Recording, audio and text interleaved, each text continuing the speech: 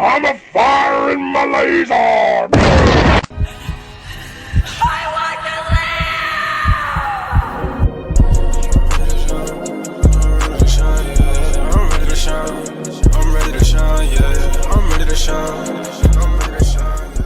So last time we left off, Law got blicked down in front of every single body by Luffy. All because he said something about the will of D. And Luffy apparently don't like that. But before I talk about all of that, there's a couple of pieces missing to the puzzle that I haven't talked about yet. Like for example, y'all remember when Zoro got his sword stolen and stuff like that? We didn't know who took his sword. We knew it was like one of those fairy looking things, which we know the fairy looking things is Tontatas. Now we can actually know who that is, and that person is Waka. She the one who stole his sword, but of course he ended up getting it back. She was trying to help him the whole time to try to get back to the Sunny, but this man Zoro, we all know Zoro. He always getting lost, so yeah. One thing about these Tontatas, they are strong as hell, bruh. Look what she did off of one punch to my boy Zoro. Knocked him straight flat on the ground. That wasn't no normal punch too. She knocked the taste out that man's mouth. But moral of the story, she ended up taking him into this base where all the Tontatas and stuff is at. Next, we got Frankie and the Toy Soldier. They end up going to that place too where the Tontata hitting base is at, because it turns out the Toy Soldier is allies with the Tontatas. So boom,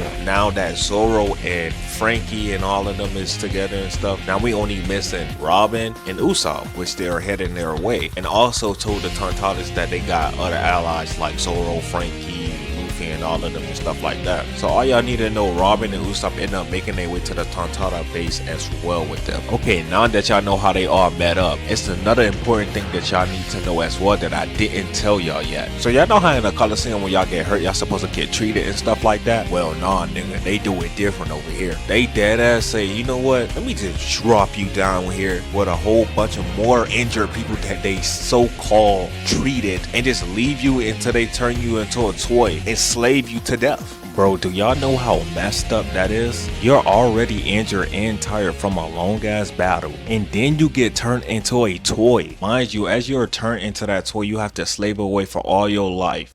Yeah. And on top of that, when they get turned to a toy, nobody remembers you. But for now, maybe I'm talking a bit too much. I don't want y'all to know everything right away. So when we get to that part, y'all know a little bit more about the part when we get to it. Bartolomeo was over here fanning out over Zoro. This man, well, he fanned out over every squad. But yeah, Zoro was like, bro, I don't know who you are, bro. Just, you know, go get Luffy, bro, if you know he in there, bro. So he wanted to go get Luffy. Luffy ended up making his way there. They ended up chopping it up with him. And after they was done with the plan, they was about to get ready to go. Oh yeah, one more thing I did forgot to mention. Luffy gave Bellamy a mission to go kill Luffy. And as you can see, he had the perfect opportunity to kill Luffy, but he just couldn't bring himself to do it. But I mean, it's not like he'll be able to do it even if he tried. But let me not shit on him too hard, because this is Bellamy character development arc. He's starting to see Luffy as a friend more than anything, and he respects him. W Bellamy. Anywho, once Luffy them already had their plan set, Law just came crashing down out of nowhere and got shot down right in front of them. And pretty much, yeah, that's how we got to this point. So yeah, continuing on from this point, Luffy was like, you're gonna pay for doing that to Law. And Luffy replies back by looking at him with a smile, and he was like, listen gang, you'll mind your own business if you know what's best for you. By the way, Law used to work for me. I'm just cleaning up my own mess that I should have been cleaned up a long time ago. I beg your pardon? Basically what he said. Once he said that, both Kinemon and Zoro took off immediately towards him. Zoro tells Kinemon to get Law out of there, but apparently that wasn't going to be an easy task to do, because this man Fujitora came out of nowhere and stopped Zoro's attack. And the thing about it, Luffy already knew that he was good. Mins was smiling the whole time. It's the fact that he didn't even try to stop the attack because he knew that Fujitora was coming to pull up. So when Zoro saw Fujitora, this man was shocked because he seen him before, but he didn't know that he was an admiral. Hell, he didn't even know he was a Marine in the first place. He just thought he was one of those, I guess, blind guys that were just hella strong and that can gamble, I guess. I don't know why he didn't find that suspicious. You don't find that suspicious? But I would have thought something was up already, because when Luffy asked him what was his name, Mins didn't want to give him his name. Not to mention, Mins put a big ass hole inside of the floor. Like, come on, bro. But it is what it is. Fujitora used his gravity powers to smash Zoro down underneath the ground. Look how he had my boy face. Then you got Kinemon over here worrying about what happens to Zoro. Nigga, if you don't pick up Law and start running, even though, like, where would he be able to go? Because, you know, Luffy can just swing on clouds and stuff like he's Spider-Man and eventually catch this man regardless. Man's got his ass kicked in the fucking chin, bro. While poor Luffy over here just watching everything go down, he can't do anything about it. He tried grabbing on the bar and he immediately lost his strength. You know why? Because those bars are made out of sea prism stone, which we all know. For all devil fruit users, that's a problem. But with Zoro being the GOAT that he is, man stole a whole slash at Fujitora, causing him to stop using his gravity thing. Fujitora was like, thank y'all for y'all help back there, pause. Kinemon's like, that man is a Navy Admiral? And as he said that, the crew heard him over the transponders now, having them all shocked with the reaction of him being a Navy Admiral. Luffy picks up Law and he whispered this into Fujitora ear. Then after that, they both flew off together, leaving Kinemon and Zoro dealing with these marines. But y'all wanna know what's crazy? Both Zoro and Kinemon is canonically fast as hell. Both of them ran around the arena in like 3 seconds. That's crazy. With all of that being said, Zoro tells Luffy to go find an exit while he go hold them off. Luffy was like, alright, bet. And then immediately after, Sanji group started yelling from the transponders now. And the reason why they was yelling because Big Mom's ship was right there behind them. Big Mom crew was after them because they were trying to get Caesar. Caesar over here crying because he said that he stole some research funds from her a long time ago. And obviously he don't want to get captured by her because he knows it's going to be over for him if that do happens. But luckily for him, the Scryers gotta protect him because if he gets taken away, they're just gonna screw up their whole plan. So with that being said, they already started opening fire on him. But Sanji came in and clutch and kicked one of the cannonballs out of the way. Meanwhile, Brook over here dodging every shot. And while he's doing all of that, Nami started cooking up a plan. She basically tells Luffy that there are 3 things that both Doflamingo and them are fighting for, which is Caesar, the Smile Factory, and for some odd reason, Momo. They obviously didn't destroy the Smile Factory yet, so he still has that, but they have 2 of the other pieces in their hand. Law sacrificed himself and fought Doflamingo as a decoy, so they can move both Caesar and Momo far from his reach. Law put himself through all of that just so he could give them an edge. What do you mean by that? W Law, meaning if they was to bring both Caesar and Momo back to Dressrosa, his sacrifice would be meaningless. So Luffy was like, that's a good ass point. We'll just have to bring Law back ourselves. And he tells Sanji group to just go head out to Zoe. And Frankie was like, on the other hand, don't worry about it, leave the factory smashing to us. Y'all remember earlier I was like, somebody could turn people into toys and stuff? Well, this toy soldier was actually cooking up a plan. And his plan was very simple. All they had to do was knock out Sugar, which is the person that could turn people into toys. And those toys will get turned back into normal humans. That's pretty much as simple as it gets. Now the only way how they'll be able to even do all of that, they'll have to go to this underground factory where they do black market trades and stuff. Also, this is a place where they slave the little tontatas and the humans that they turn into toys. It was like they gonna wreck the facilities and face off against the Doflamingo family. Then King Riku will return to the throne. And if y'all don't know who King Riku is, he was once king of Dressrosa, and also he was the guy that fought in the Colosseum. I'll give y'all a backstory on him next video because I kind of want to combine his backstory with somebody else's. So yeah, for now, that's all y'all need to know about him. So as they was getting ready to go do that, we cut to this man Bellamy. Bellamy was over here getting his ass cooked. Like I'm talking about kicked around and everything. It got to the point bro started running away. The reason why bro was after him like this is because Dellinger got assigned a mission to kill Bellamy by Doffy himself. But Bellamy didn't want to believe that because he's so loyal to Doffy. So he was like, he want to hear it from out of his mouth. But as you can see, with Dellinger being a bitch made ass nigga, that was not gonna happen. And for the record, I do not like this character at all. Like Dellinger is so annoying, bro. Like I swear I do not like him. I would have went into details, but I'm just trying to get this scene over with. I'm not even trying to drag it out. So with that being said, as he was about to finish off Bellamy, my boy Bartolomeo came in a clutch. And I'm gonna just say it right now, hey, he be glazing Luffy, but he's a W mess because he didn't even have to go out his way to save him. He just a W mans like that. You got Dellinger over here kicking his barrier, but nothing ain't working. Eventually Diamante calls him and tells him that Doffy has a new mission for him, which was guarding the toy house with Lauji. Bro's like, oh my gosh, Diamante, just give me some more time. I'm almost done with him. Pause on that. Diamante was like, hell no, you'll follow orders and you will like him. And then he hangs up on bro. After that, this man Dellinger started crashing out. Man started kicking the barrier even more and more. and telling Bartolomeo, let me kill him. Like, bro, you're not killing him. Bartol's like, get out of here with them little ass booty shorts. And then bro left having a temper tantrum. Once bro left, Bellamy realized that he was telling the truth the whole time. He couldn't believe the fact that the man that he looked up to lied to him. Bellamy started crying, and this man Bartol is over here just looking at him like, is bro okay? He tells Bellamy, let me take you to the medical room. But Bellamy tells him, go away. I don't need you butting in.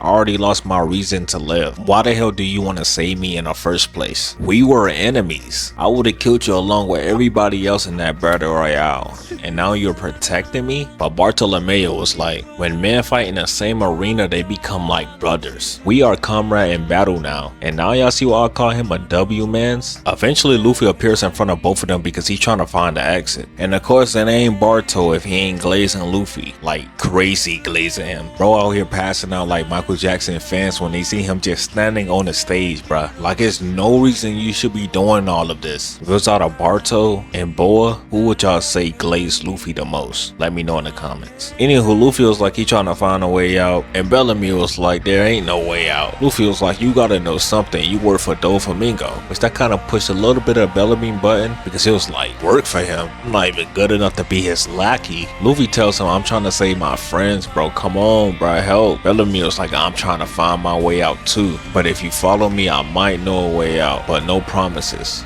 Then he proceeds to tell Luffy, you're not trying to tell me to betray my boss, are you? Even now, I'm still loyal to Doflamingo. No matter what, I'll always respect him. I don't know why bro want to respect him, but hey, he do him. Barto asks Luffy, what about the flame fruit? Luffy tells him, bruh, I ain't gonna lie, my friend's more important than that. But Barto's like, hey, I was planning on getting the fruit the whole time and giving it to you. So basically, Luffy don't gotta worry about nothing. But that's when somebody interrupts them, and he was like, ain't nobody touching that fruit but him. But that somebody ain't just no random somebody. It is actually one of Luffy brothers, which is Sabo, who he thought died a long time ago when they was kids. So best believe when he seen him, bro started crying. Hey, I mean, I do not blame him. One of these days I'm gonna have to cover the backstory with Kid Luffy, Ace, and Sabo. That was a very good backstory, I ain't gonna lie. Anyways, I'm getting off topic. Sabo end up taking Luffy's place to get the devil fruit, while Luffy makes his way to go save Law. I don't know why I'm just now telling y'all this. I mean, by the thumbnail and the title, it should be obvious that I'll be covering Sabo acquiring the devil fruit.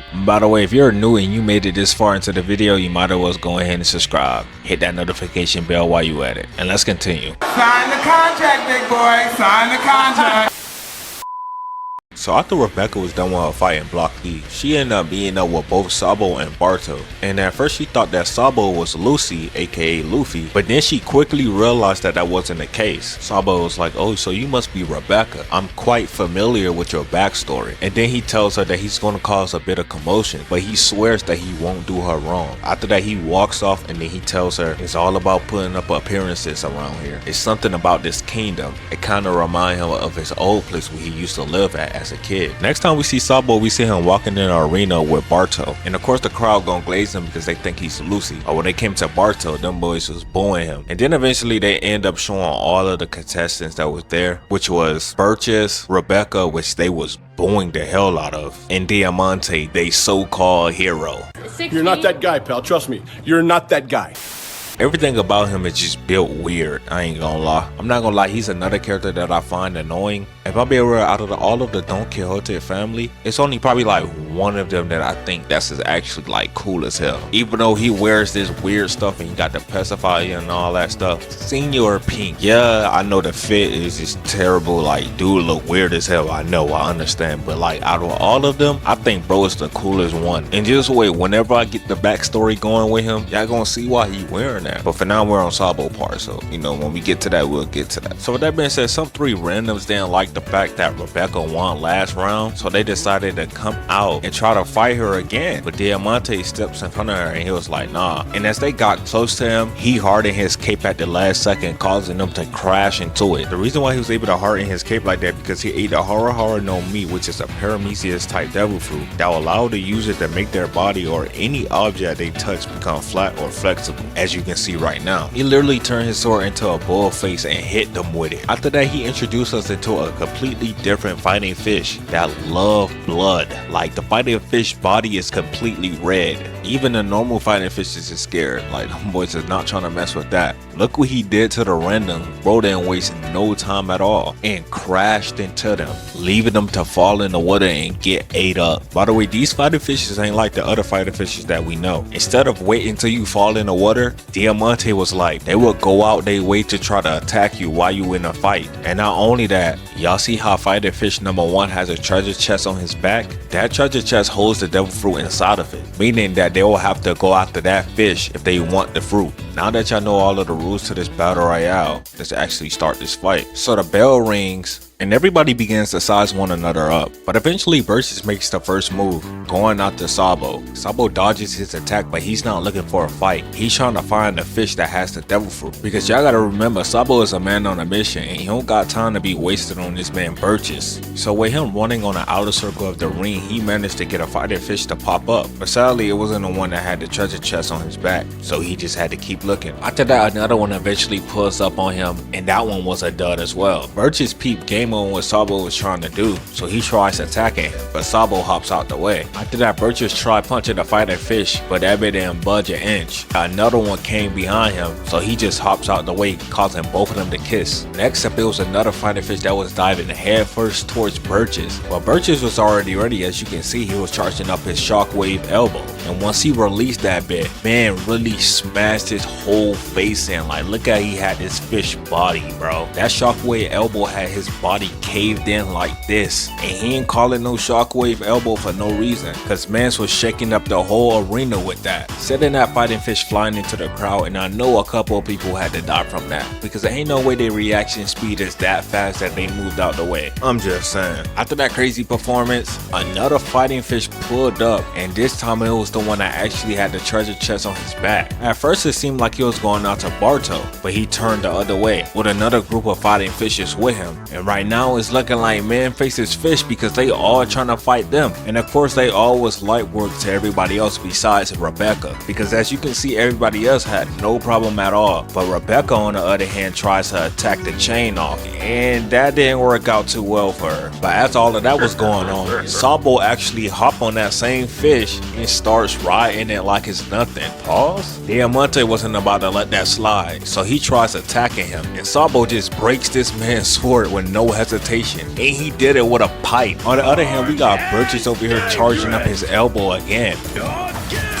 getting ready to try to attack Sabo with it, but Sabo didn't care about none of that. He jumps in head first using his dragon claw, completely breaking this man's armor. Now bro can't use the shockwave shit no more. After saying that, Rebecca realized that everybody in that arena are very strong and stronger than her, so she was like, bro, I gotta start killing now. But come on now, Rebecca and killing in the same sentence? Yeah, that don't go right. I mean, she tried to go after Diamante, but as y'all can see, that did not work out well for her. Diamante even said it himself that she chose a dull blade. That means she didn't even have no intention of killing in the first place. But then again, the way how bad they hate Rebecca, I wouldn't be surprised that they gave her a dull blade just to see her die, which is crazy. I think Rebecca is like 16 years old, bro. Like, y'all hating on a little girl like this that's sad, bro. Diamante ended up pulling out a weapon and just whacking her straight in the dome. And if y'all thought that was bad, he ended up telling her that he's the one that killed her mother. Dude is sick as hell, bro. I felt so bad for Rebecca because all the stuff that she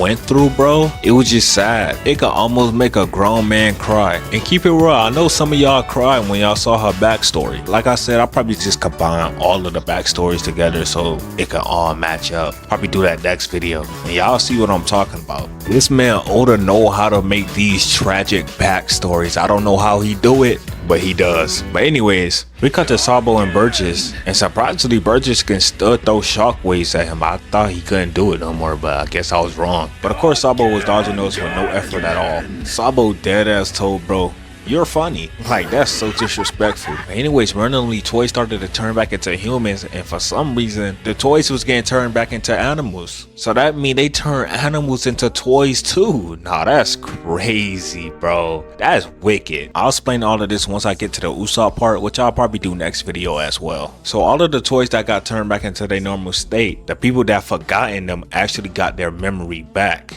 including Rebecca remembering her dad. That's why she was crying like this. Now all of this is good and all, but we still have a fight that we have to continue, which this fight is reaching its climax. So Sabo started breaking down the ground of the arena. Actually breaking is an understatement. This man shattered the ground.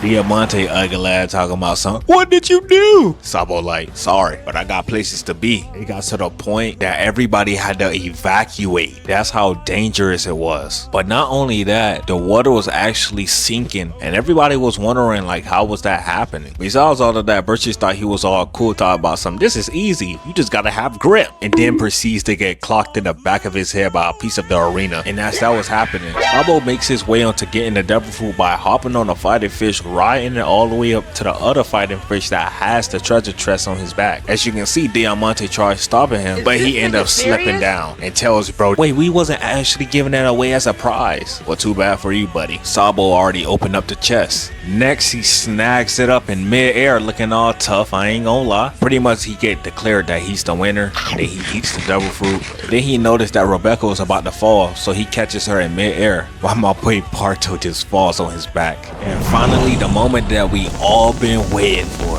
Sabo used Fire Fist for the first time, inheriting Ace Will, completely destroying the arena.